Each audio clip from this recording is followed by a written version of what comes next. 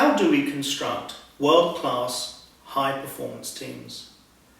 I'll tell you first how we don't do it. We don't do it by going out to dinner or doing some activity like sailing as a group. And the reason being is, yes, everyone's happy while they're doing the activity or a dinner, but the very next day they return to work and have to tackle exactly the same problems which have not been eliminated. So how do we do it? How do we construct these world-class high-performance teams? Let's have a look to see if there's a characteristic that these teams have in common. Fortunately, the Harvard Business Review did a survey 2 years ago. It looked at over 1,000 teams, and it saw that the one greatest predictor of being a world-class high-performance team was the quality of relationships that these people had with each other. Let me ask you this. What is the best relationship you have in your life? Now, I hope you're going to say your wife, your husband, your partner. Why is that the best relationship? It's because over time you've gotten to the stage where there's a great deal of respect between you.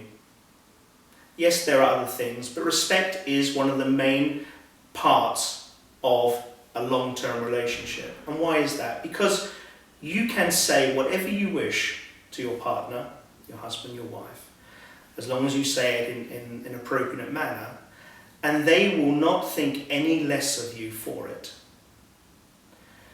You feel secure. You feel free to express what you want to express without the fear of being judged. This is exactly the type of relationship that we need to have to create a world-class high-performance team. Now, you might think it's strange that I'm comparing the loving relationship in the private life with a professional relationship, but they're exactly the same. Or at least the route to arrive at that point, that level of respect and security, is exactly the same. So what is that route? Well, first, you need to be highly effective. People need to have a professional respect between each other.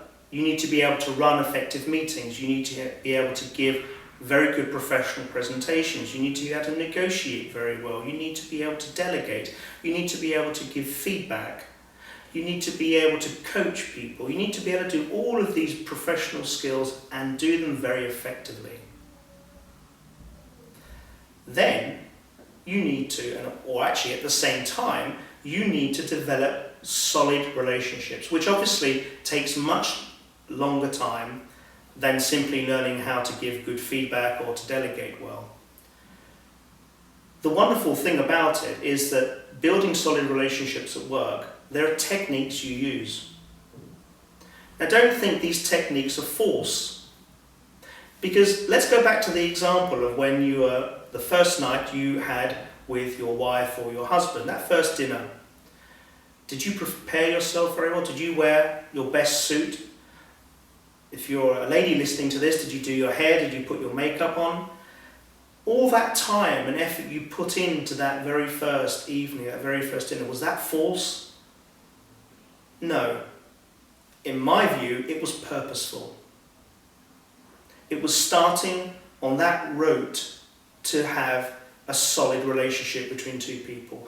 So all of the techniques that you can learn to develop a solid relationship are not false, they're just purposeful. And the wonderful thing is that they can be learned. Being effective and caring for people are two things which are a choice and can be learned. And lastly, I'm not trying to ask you to be a relationship manager. That's impossible. But let me tell you this. If you have effective people at work who have solid relationships, those people tend to be happy. And happy people are highly productive. So if you want to develop a world-class high-performance team, that's what you have to do. You have to be effective and you have to have these relationships. If you'd like to know any more about this, please contact me. You'll be glad you did.